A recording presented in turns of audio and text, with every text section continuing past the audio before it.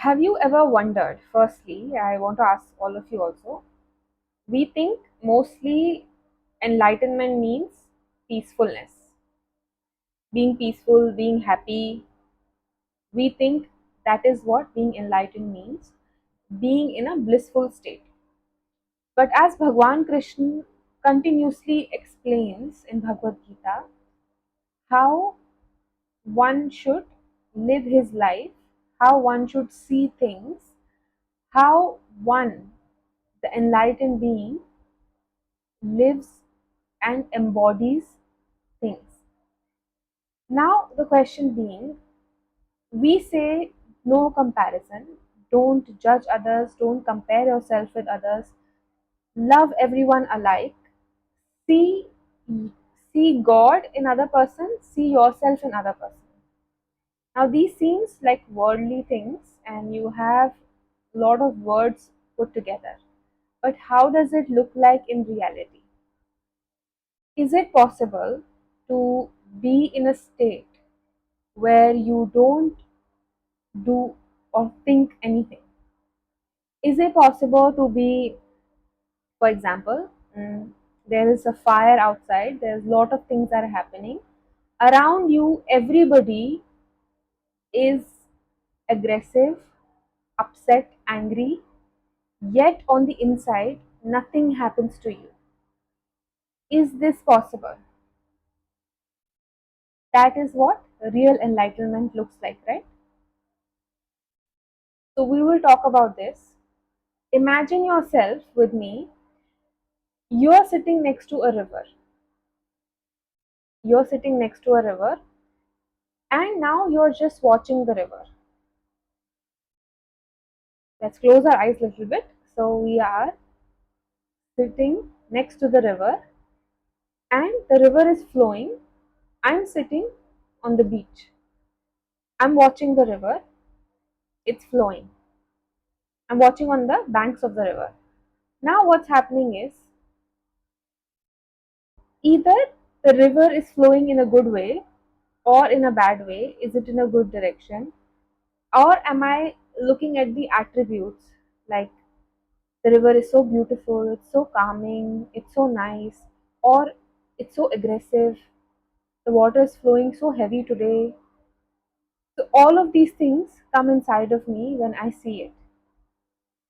Now, imagine this, that you don't see anything. Whatever's happening is simply happening. You don't bucket it in something. You don't bucket it in positive or negative. You don't bucket it in right or wrong, good or bad, beautiful or ugly, calming or non calming. Whatever is there, it's there as it is. On the inside, when you see everything like this, everything every day, where does these thoughts come inside of you? Where are they coming from? Along with your desires and identity, your ego, these thoughts are coming because you are seeing everything and then bucketing it. This is nice, this is bad, this is beautiful, this is ugly, this is that, this is good.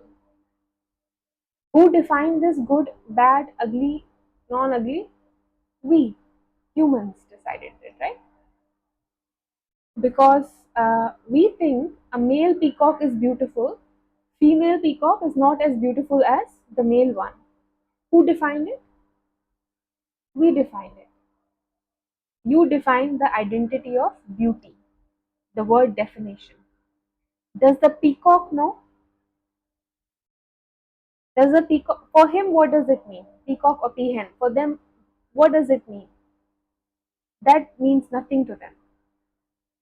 So in reality, how this world is configured, how it was made, there was no such thing as dualities, two things, polarities, north, south. But in the Maya, in this world, It works on opposites. That's the practical thing. This Maya works on opposites. Right, wrong. If you do right, right things will happen to you. You do good karmas, good things will happen to you. You do bad karmas, bad things will happen to you. That's how this works. There's a positive side, there's a negative side. There's positive energy, there's negative energy. So all of this is part of this illusion. It's how they balance the scale. You can say it's part of the matrix, the coding, the algorithm, whatever you want to call it. In reality, how it was made, how it is actually is, everything is same. When something is happening in front of you, even right now, even when you watch a movie, even you go out, see things, meet people, what they're saying, what they're not saying, when you bucket it into something, it's a habit that we have for many, many, many years. You cannot remove this in one day. Please understand. But we are becoming conscious about it today. Someone comes and start talking to me, and I'm saying this person, on the outside I'm being very nice and kind, but on the inside I know that she's wrong. She's wrong and she doesn't know what she's talking about. Okay? I have already categorized it. I have already bucketed the person. The thought is there. Thought has arisen. Now that is the problem. That is the attachment. Please understand that thought has created attachment. You have attached yourself to that person, that situation, that thing through your mind. When you are seeing things, either good or bad, the same way on the inside, you are not getting attached.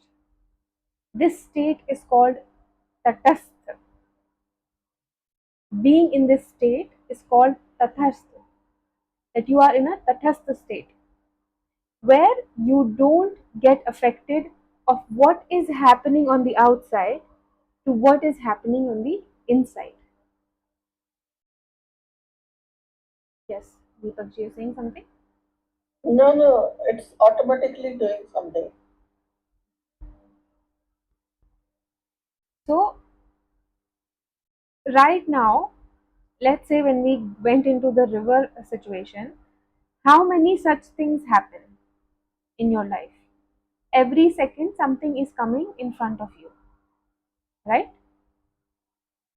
Every second, something is coming, and imagine you, we call this place, I don't know if you all people know what is Sarai, a temporary place. You know, when you're on the road, you stay at a motel or a hotel for a while. That's it. So this is this place where you have come for a few years. It's called that motel or a sarai that you have come for a few years. That's it. Here, getting attached by saying this is that, that is this person is nice, this person is bad. Who are you to judge? Who made you? You don't know the full story. You don't have context about anyone. God never gave you context. For maybe some people you have little bit knowledge, but you still don't have enough knowledge to know about their antarman, what they think, how they behave. That's why even when a jnani does something, acts something, nobody understands them, because on the inside, why they did this action, nobody knows. Nobody knows the reason behind doing this. Same is the case, you don't know why people are behaving this way. You may assume, please understand, you may have intuition, you may assume, you may predict, you may understand, but your understanding may not be 100% right. Knowing and assuming is wrong. Live like you don't know anything about anyone. Act like you don't know anything about anyone.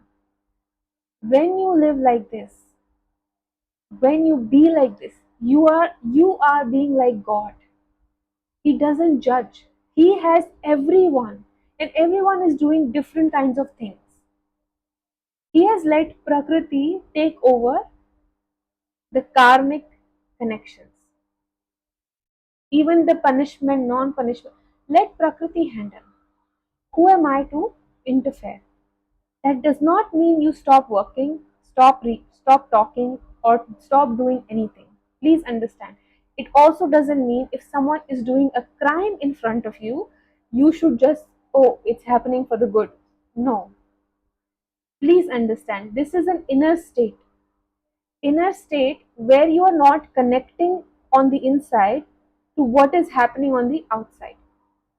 The connection is built when you immediately bucket the situation into something.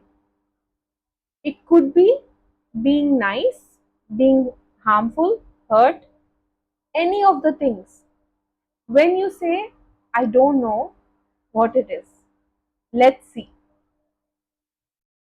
For everything, if someone comes and start talking to you, something happens in the office, something happens in your family, you don't, every moment of your life, you have to live like this.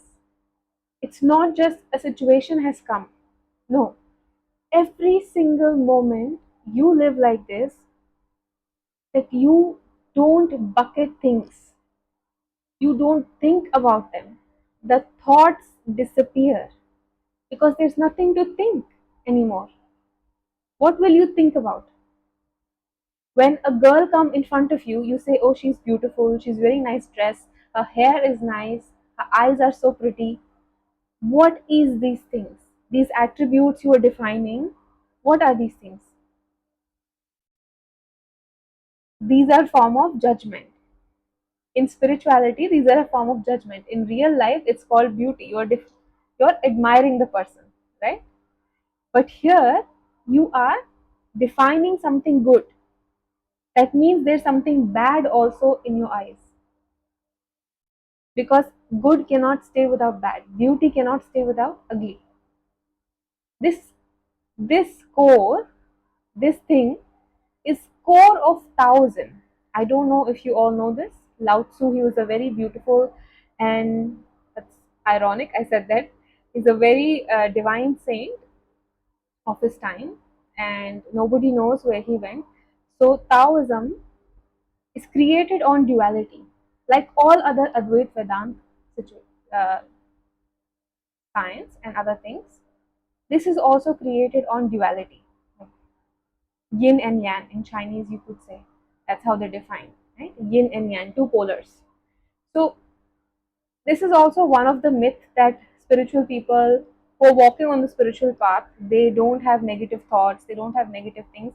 This is all wrong because wherever there's positive, negative definitely comes. You cannot escape from it. If you have space for positive, then you have space for negative. That's it.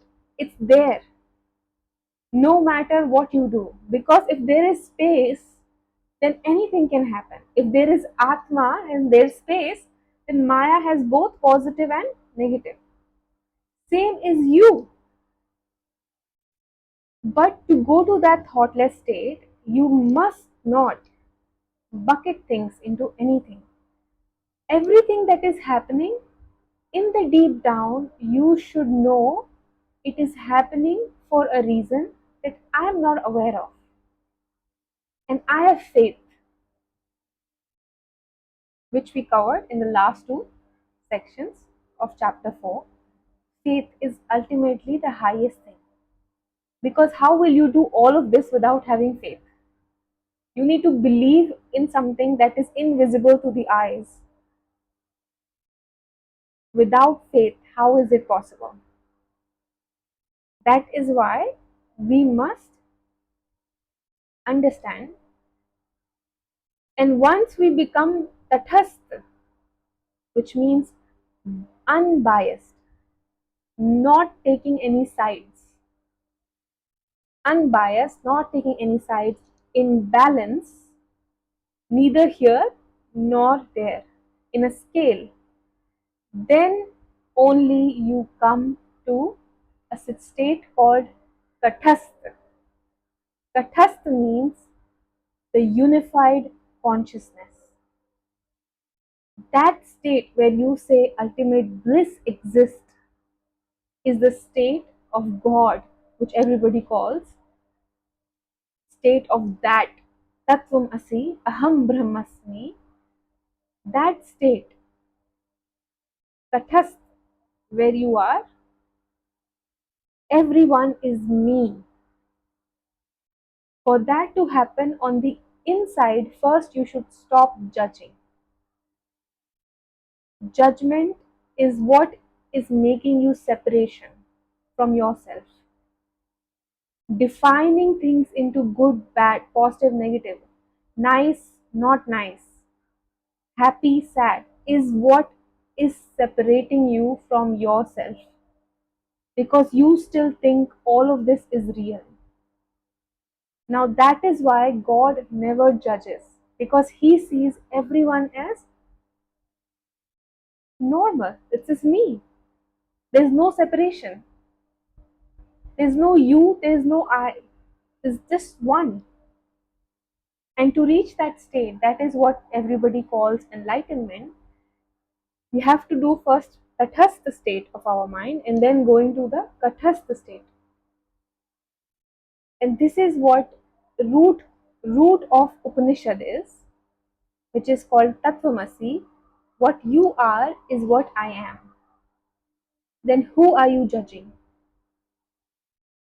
Who are you seeing differently? And going even deeper, you cannot even say this is nice. This hair looks nice. This hair doesn't look nice. That's even deeper into the spirituality. So deep. It's at the sukshma level where there is no duality. There is no other, there is no duality. That state is what I wish you all have. Then only you will see how you are part of this one universe, how we are all one.